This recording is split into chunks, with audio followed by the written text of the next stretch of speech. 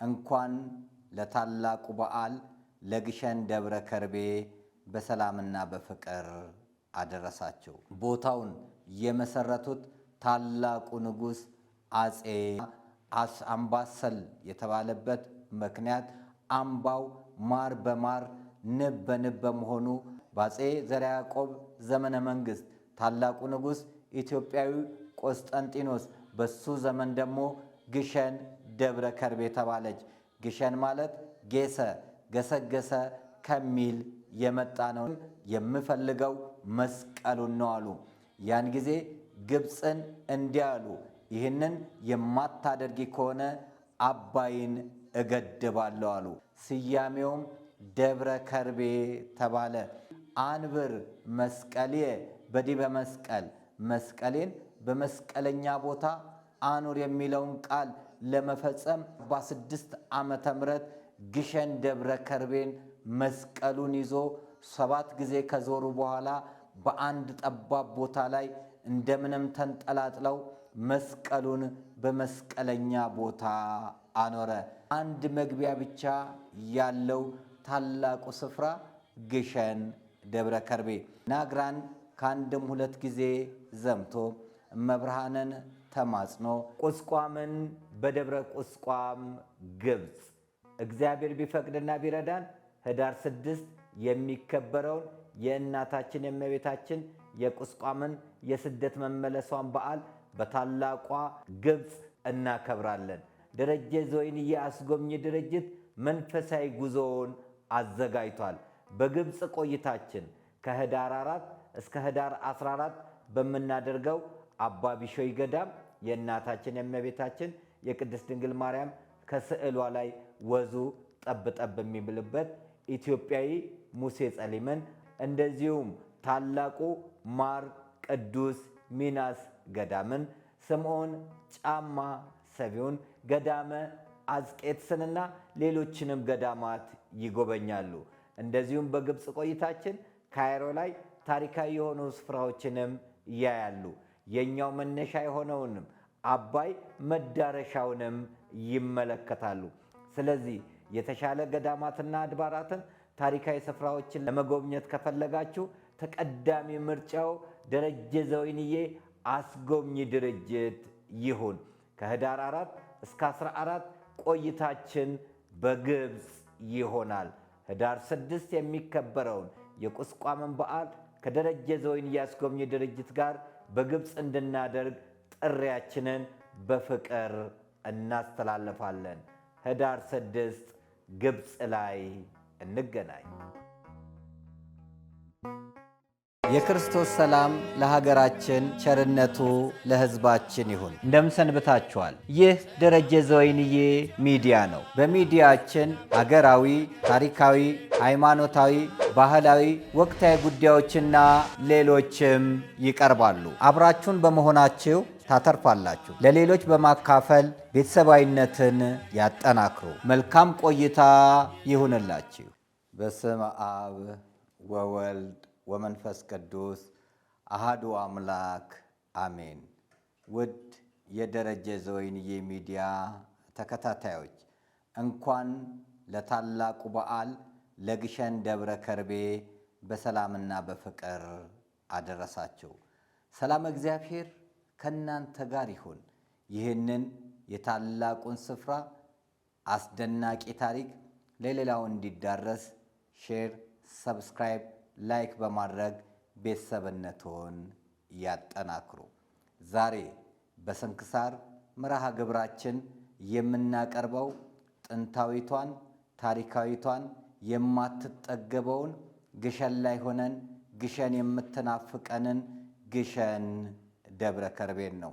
አመሰራረቱ እንዴት ነው? ግሸን መቼ በማን ተመሰረተች የሚለውን የምንመለከተው ይሆናል። ግሸን ደብረ ከርቤ የመስቀሉ ዙፋን፣ ግሸን ደብረ ከርቤ የበረከት ስፍራ፣ ግሸን ደብረ ከርቤ ወንድ ልጅ እንደ 40 ቀን ሴት ልጅ እንደ 80 ቀን ሆነው ኃጢአታቸውን በሙሉ እግዚአብሔር ይቅር ብሏቸው ሰብ ይቀድሶ ለመካን መካን ይቀድሶ ለሰብ እንዲሉ ሰው ቦታን ይቀድሳልና ቦታም እንዲሁ ሰውን ይቀድሳልና ተቀድሰውበት የሚመጡ የአምባሰል ተራራ ታሪካዊ ቅርሳችን፣ የማንነታችን መገለጫ፣ የሀብታችን፣ የሃይማኖታችን፣ የእኛነታችን ጌጥ የሆነውን ግሸን ደብረ ከርቤን እናያለን። ግሸን ደብረ ከርቤን ከማየታችን በፊት ያን ቦታ እንዲገደም ቦታውን የመሰረቱት ታላቁ ንጉሥ አፄ ካሌብ ናቸው። ደገኛው ንጉሥ አፄ ካሌብ የናግራንን እሪታ አስታክሰው ደቡብ የመን ላይ ክርስቲያኖች በጣም ተጨንቀው በቀን ከ4000 ሰው በላይ እያለቀ ባለበት ሰዓት ፊናንስ ከኦርቶዶክስነት ወደ አይሁድነት ተቀይሮ ሰዎችን ባስጨነቀበት ሰዓት የመን ያሉት ክርስቲያኖች ጾታቸውን ወደ አፄ ካሌብ አደረጉ። ደገኛው ንጉሥ አፄ ካሌብም ይሄንን ሰምቶ ጉዞውን ወደ ናግራን አደረገ። ናግራን ከአንድም 2 ጊዜ ዘምቶ እመብርሃንን ተማጽኖ ፊናስን ገሎ አብርሃን ሾሞ ሰነአ ላይ በወርቅ የተለበጠ ቤተ ክርስቲያን እንዲሰራ አደረገ። ከዛም ጽላትን ይዞ መጣ። ጽላትን ይዞ ከመጣቸው ውስጥ አንደኛው ብልበላ ጊዮርጊስ፣ ብልበላ ቂርቆስ፣ ሳርመዛ ሚካኤል፣ ትኩዘ ኪዳነ ምሕረትና 40ቱ እንስሳ ቅዱስ ላሊበላ ክርስትና እየተነሳበት ከአንድ ዓለት ላይ የፈለፈለው ከቅዱስ ላሊበላ 40 ኪሎ ሜትር ወደ ይምርሃነ ክርስቶስ ስትሄዱ የምታገኟቸው ፍልፍል አብያተ ክርስቲያናትን ያሳነጸው ታላቁ ንጉሥ አፄ ካሌብ ነው። አፄ ካሌብ ይህን ብቻ አይደለም፣ ጽላተ ማርያምንና እግዚአብሔር አብን ከደቡብ የመን ይዞ ወደ ግሸን ደብረ ከርቤ ገሰገሰ። እሱ በመጣበት ሰዓት ንስሐ አባትየው አባ ፍቃደ ክርስቶስ አብረውት ነበሩና አምባሰል የተባለበት ምክንያት አምባው ማር በማር ንብ በንብ በመሆኑ አሰል አሉ።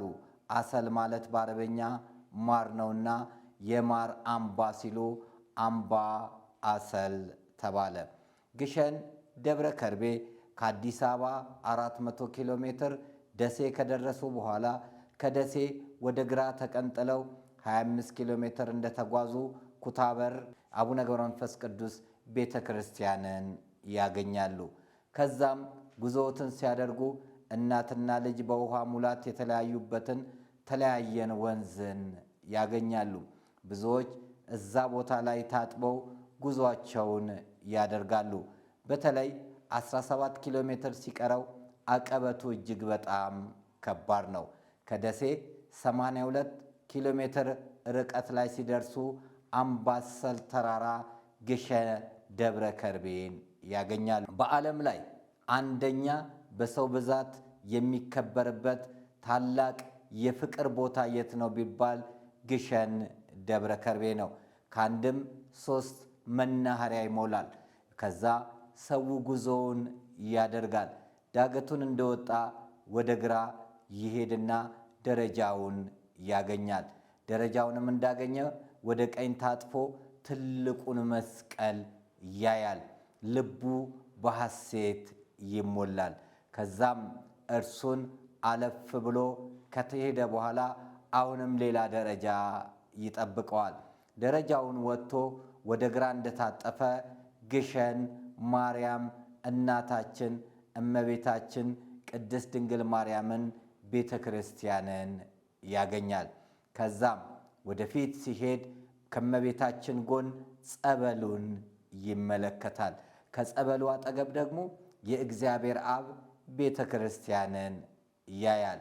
እንግዲህ እግዚአብሔር አብ ቤተ ክርስቲያንን ካየ በኋላ በእርሱ ጋር ወይንም በቴሌው ጋር በግራ በኩል ሲሄድ ታላቁ ቅዱስ ሚካኤልን ቤተ ክርስቲያን ይመለከታል።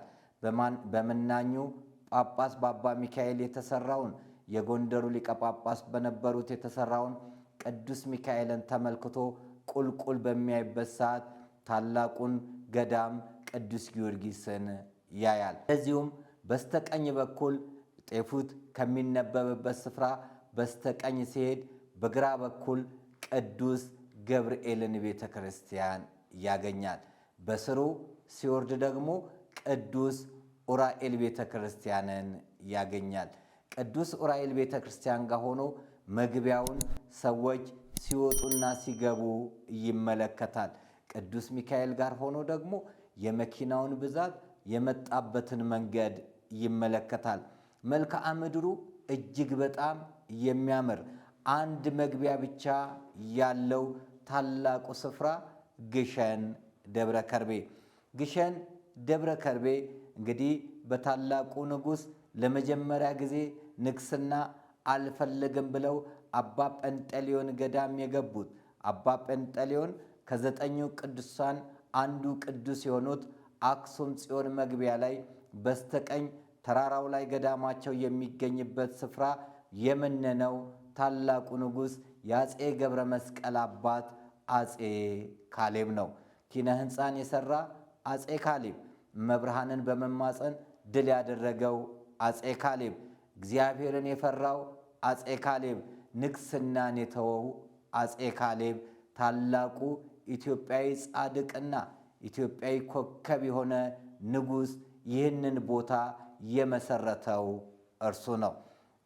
መስቀሉ እንዴት መጣ ብንል እናታችን ንግሥት እሌኒ ቆስጠንጢኖስን ከወለደች በኋላ መስቀሉ ተገኘ።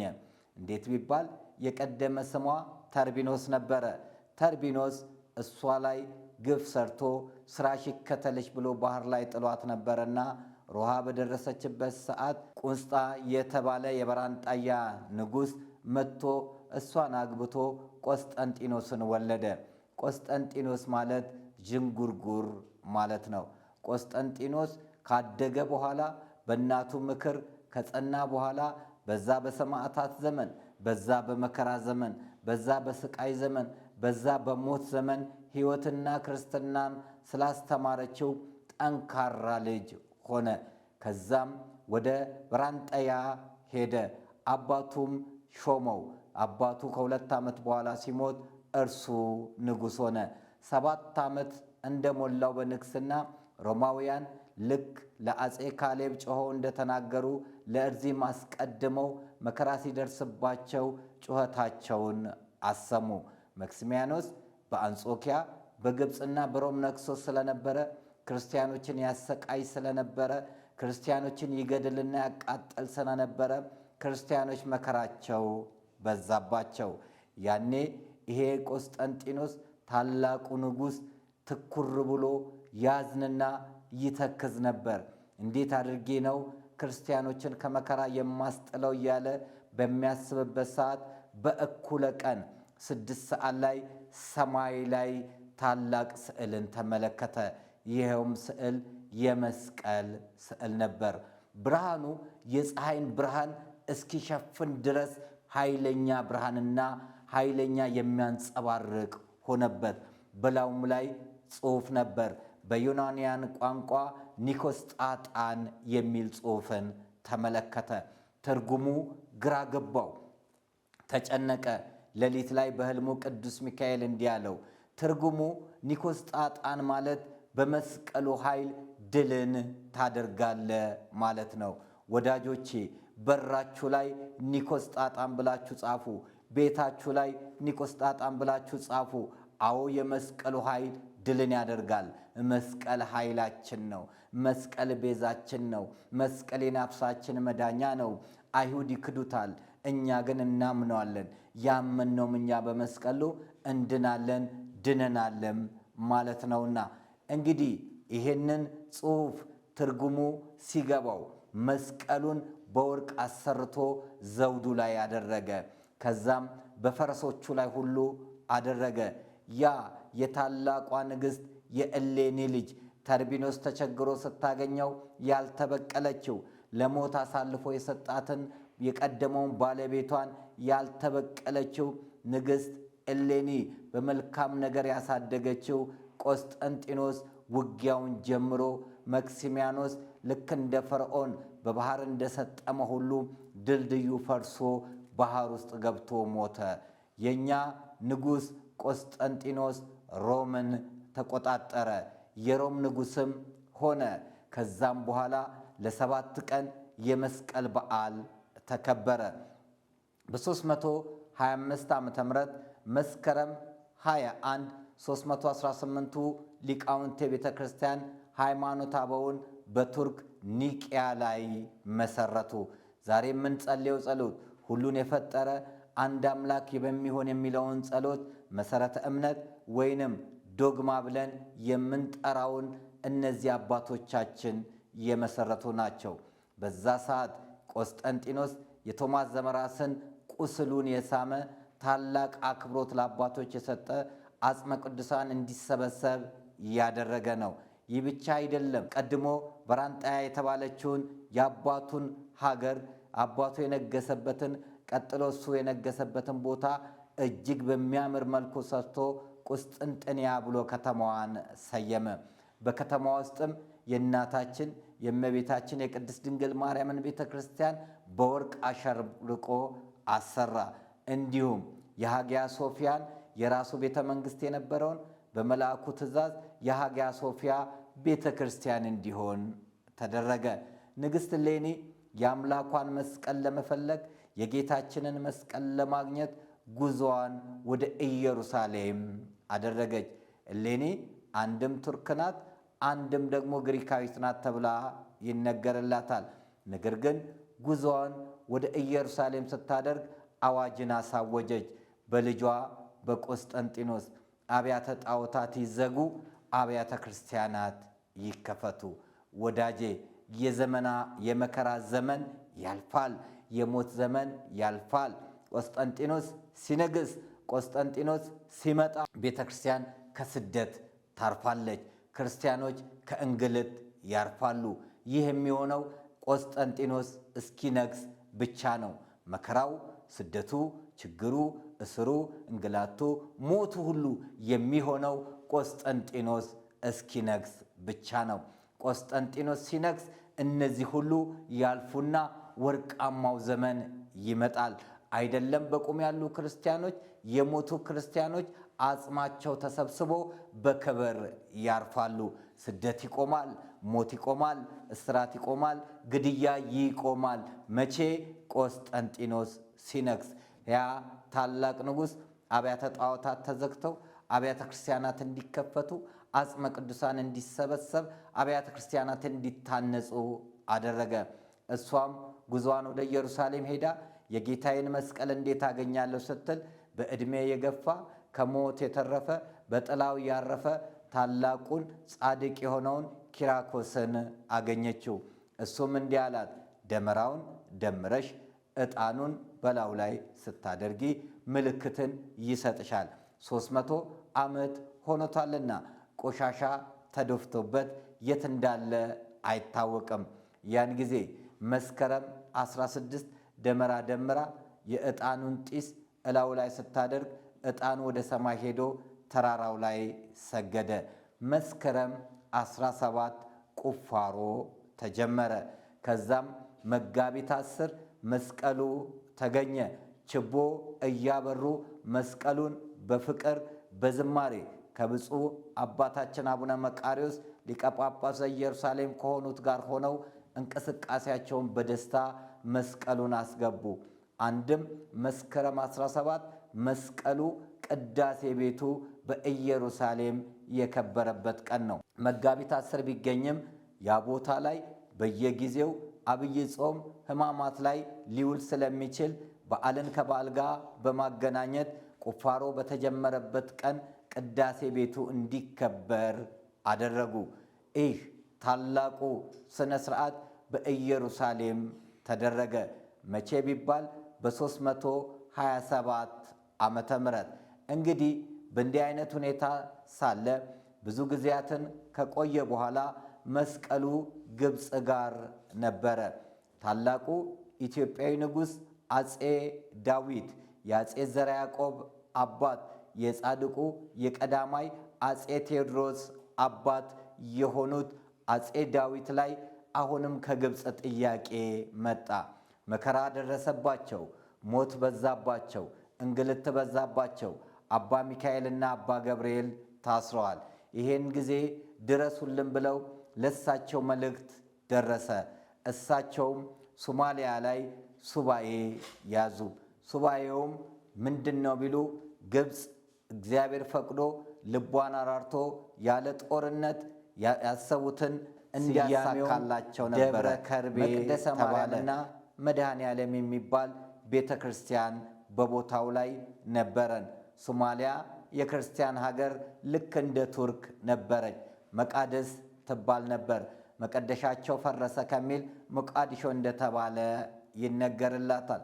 እሳቸውም ሱባኤ ይዘው በሚመለሱበት ሰዓት ሰራዊቶቻቸው አንበሳ ለማደን ሄደው በአንበሳ ስለተበሉ ከቀብር መልስ ሲሉ ቀብሪ ዳሃር የሚል ስያሜ ተሰጠው። 3 ጥያቄ አባታችን ንጉሳችን ጥያቄውን አቀረቡ። አንደኛው የጌታዬን መስቀል እፈልጋለሁ። ሁለተኛው የታሰሩት አባ ሚካኤልና አባ ገብርኤል ይፈቱ። ሶስተኛው ክርስቲያኖች ላይ የሚደርሰው መከራ ይቁም በሚል ጥያቄያቸውን አቀረቡ። ግብፅም በርካታ ወርቅ፣ አልማዝ ላከች። እሳቸው ግን ይህን አልፈልግም፣ የምፈልገው መስቀሉን ነው አሉ። ያን ጊዜ ግብፅን እንዲህ አሉ፣ ይህንን የማታደርጊ ከሆነ አባይን እገድባለሁ አሉ። አባይን የመገደብ ጽንሰ ሐሳብ የአፄ ዳዊት ንጉሱ ሐሳብ ነው። እኚህ ታላቅ ንጉሥ አባይን እገድባለሁ ብሎ ጽንሰ ሐሳቡን ሲያመጡ ግብፅ ይሄን በሰሙበት ሰዓት አባይ ከተገደበ ሕልውናችን ይጠፋልና ንጉሡ ያሉትን እንስጥ ብለው ያለ ጦርነት ጥያቄያቸውን በእሽታ መለሱ። መስቀሉንም ሌሎችንም ቅርሳ ቅርሶችን አንድ ላይ አድርገው ላኩ።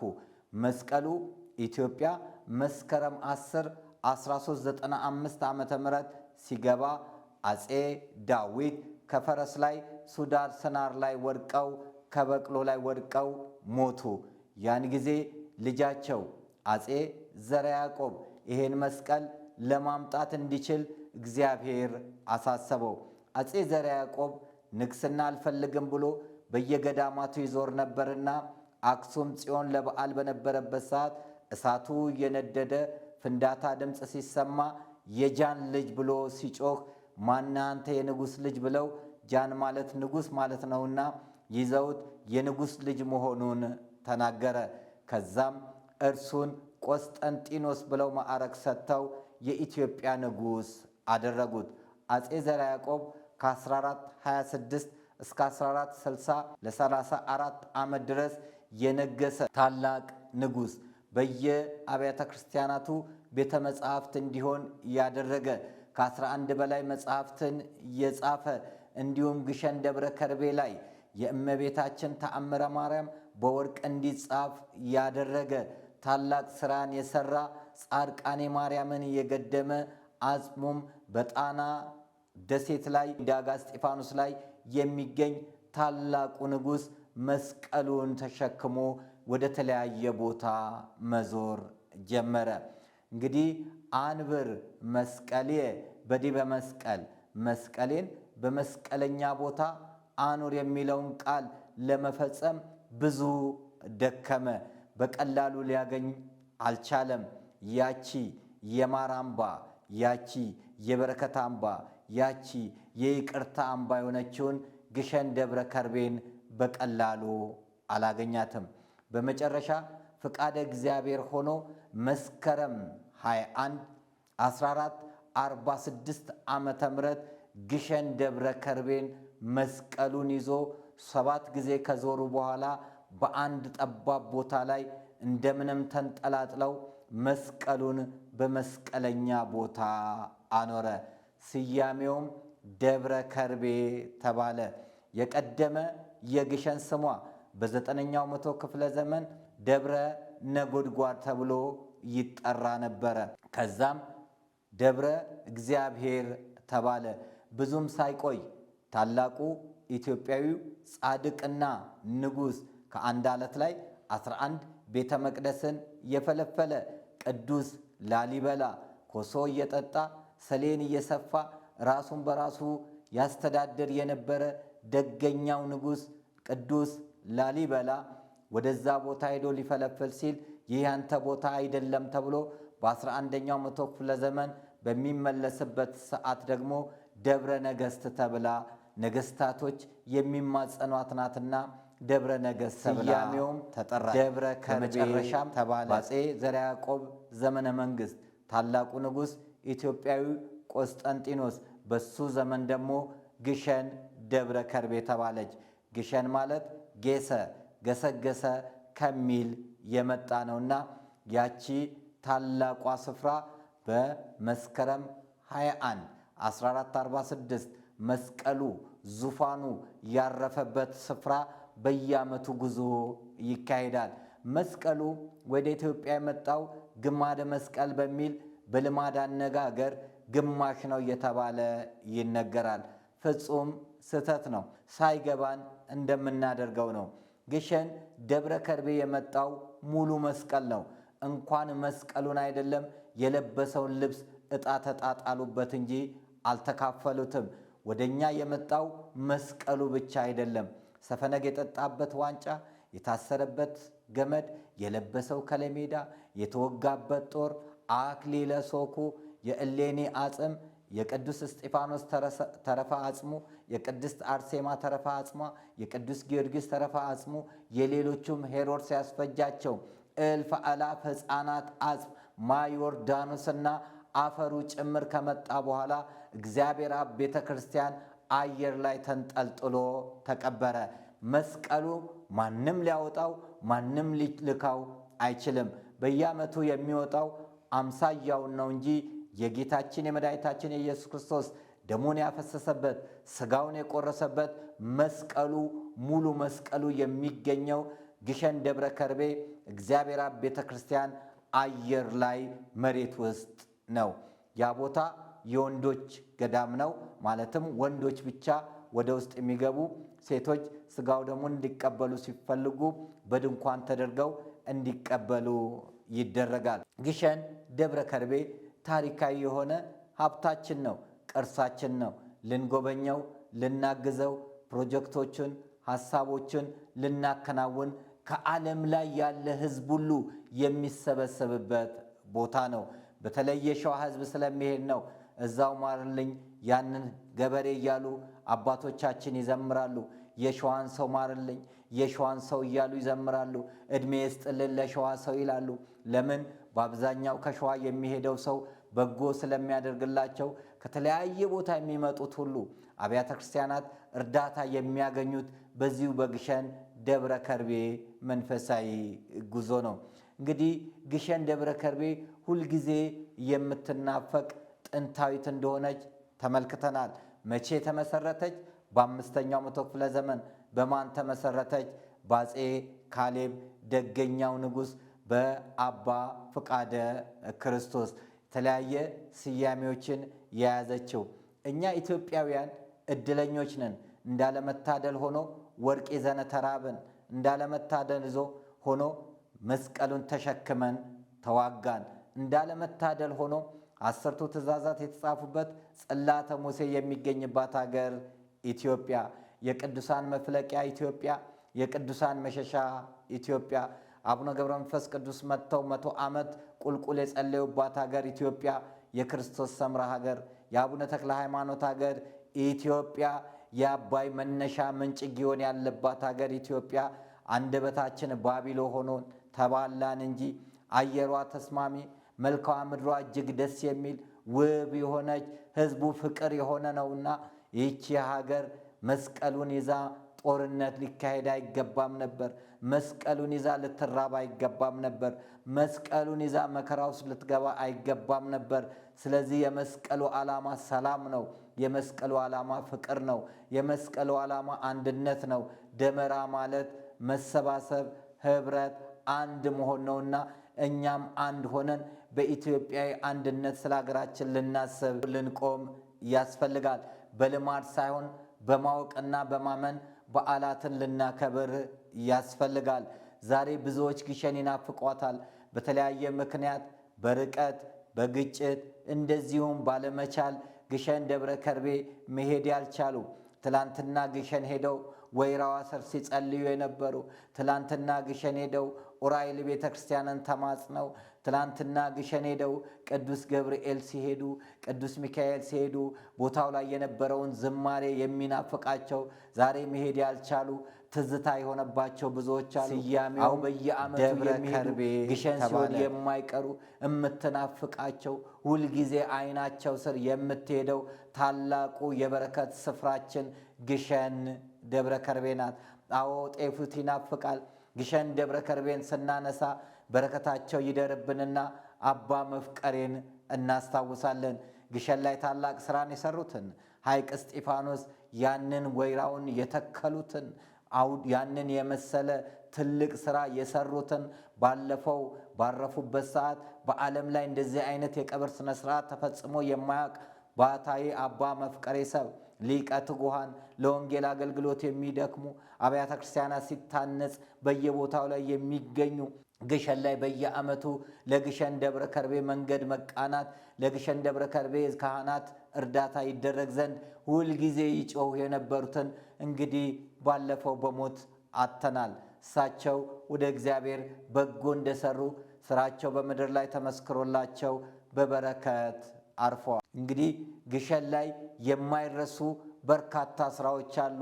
አዎ አውደ ምሕረቱ ላይ ጤፉት ሲነበብ፣ አዎ ጉባኤ ሲካሄድ፣ አዎ ዝማሬው ሲቀርብ፣ አዎ ጸበሉን ስንጠመቅ እዛ ያለው ሁሉ ከተለያየ ቦታ የመጣው ምእመናኖች ሲሰበሰቡ፣ ነዳያኖች እየዘመሩ ሲለምኑ፣ የተቸገሩ ጃንጥላ ዘግዝቀው ሲጠይቁ ያን ሁሉ የምናይበት ታላቁ ስፍራችን ግሸን ደብረ ከርቤ ናት። ይችን የበረከት ስፍራ ትናፍቀናለች። ይችን ማር የሆነ ጣፋጭ የሆነ ረድኤት ያለው ቦታ አዎ ትናፍቀናለች። ብዙዎቻችን በተለያዩ ዓለም ላይ ያለን ግሸንን ያየን እጅግ ዛሬም ትናፍቀናለን። ያላየንም ደግሞ ግሸንን ባየው የምንል ብዙዎች ነን።